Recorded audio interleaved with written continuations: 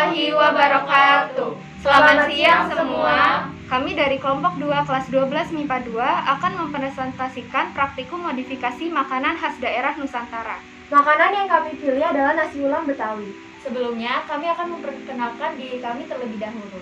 Nama saya Alexandra Clara dengan nomor absen 4. Nama saya Dewi Masyaron, nomor absen 9. Nama saya Nanda Safitri dengan nomor absen 24. Nama saya Salvi Siti Fatima dengan nomor absen 30. Nama saya Utama Putra Prasetyo dengan nomor absen 33.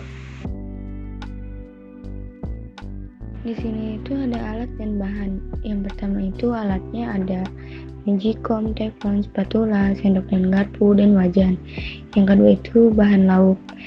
Ada telur ayam 2 butir, ayam filet 250 gram, dan tempe 1 papan. Yang ketiga itu bahan lalapan dan sambal. Yang pertama itu ada kemangi, timun, cabai merah keriting 15 biji, cabai rawit merah 5 biji, tomat, minyak goreng, bawang merah 5 butir, bawang putih 3 butir, garam secukupnya, terasi setengah potong, gula merah, penyedap rasa, emping atau kerupuk. Yang keempat itu bahan nasi. Ada beras 3 cup, minyak goreng secukupnya, 1 batang serai digeprek, 900 ml santan kelapa, 1 lembar daun salam, dan garam secukupnya. Yang kelima itu bahan bumbu marinasi tempe. Ada kunyit 1 ruas, garam 2 sendok teh, bawang putih 2 butir, dan ketumbar. Berikut gambar dari bahan-bahan yang dibutuhkan.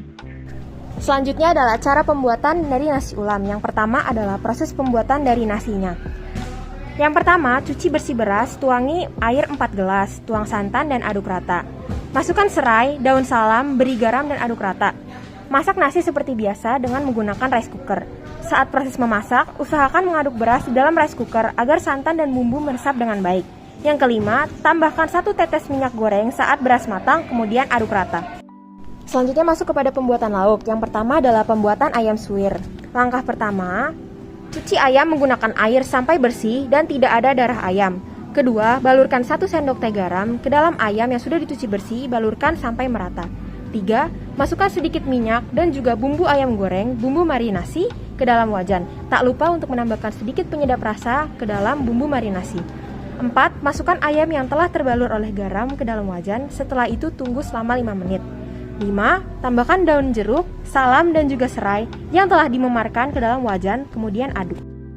Selanjutnya, tambahkan 2 gelas air ke dalam wajan, aduk rata dan setelah itu nyalakan kompor dengan api kecil dan tunggu sampai bumbu marinasi meresap.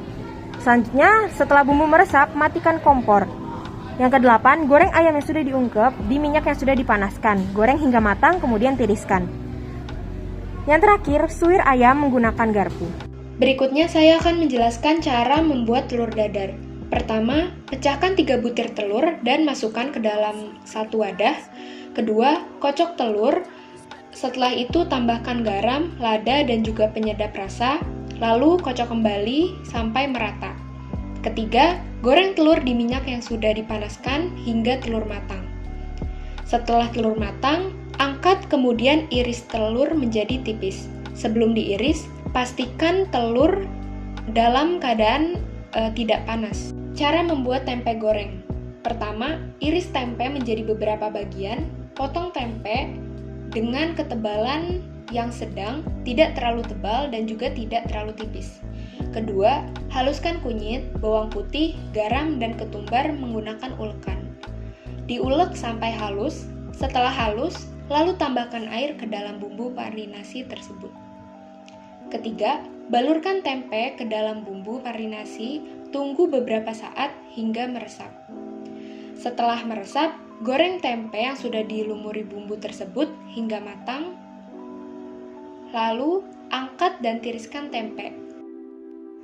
Lanjut kepada pembuatan sambal. Pertama, rebus semua cabai dan bawang beserta tomat. Sebelumnya, cuci dahulu bahan-bahan yang akan direbus. Yang kedua, setelah selesai direbus, tempatkan di ulekan untuk diulek sampai halus. Setelah itu, masukkan terasi sepotong yang sudah digoreng sampai wangi, tapi jangan sampai gosong. Lalu ulek kembali sampai merata. Setelah tercampur, masukkan gula merah 1/4 potong. Diulek lagi sampai semuanya merata dan juga halus.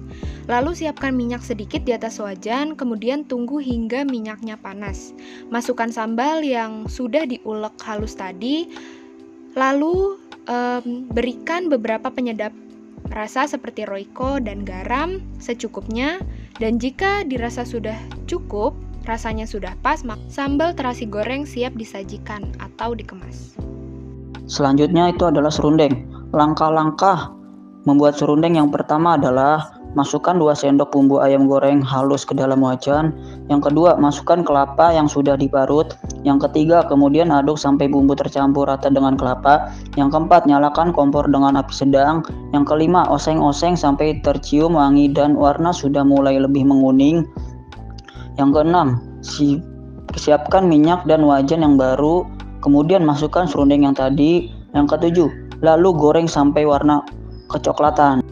Nah, jika semua lauk-lauknya sudah selesai dimasak, kemudian kita bisa menyusun nasi beserta lauk-lauknya dan dimasukkan ke dalam tempat atau wadah. Di sini kita memilih tempat rice bowl dengan maksud supaya nasi ulam Betawi itu bisa terlihat lebih menarik di bagian packagingnya.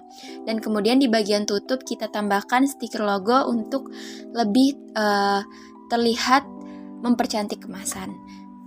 Nah, di slide terakhir di sini ada rincian biaya bahan-bahan pembuatan nasi ulam Betawi, di mana ada nama bahan beserta harganya, dimulai dari bumbu ungkep, lada, garam, roiko, kelapa parut, ayam, tempe, tempat rice bowl, telur, minyak, salam sereh, tomat, timun, selada, cabai campur, bawang-bawangan, daun kemangi, stiker logo, emping, beras 1 liter, beserta total biayanya, di mana tersebut total biaya dari pembuatan bahan-bahan pembuatan nasi ulam Betawi ini adalah sekitar 126.500.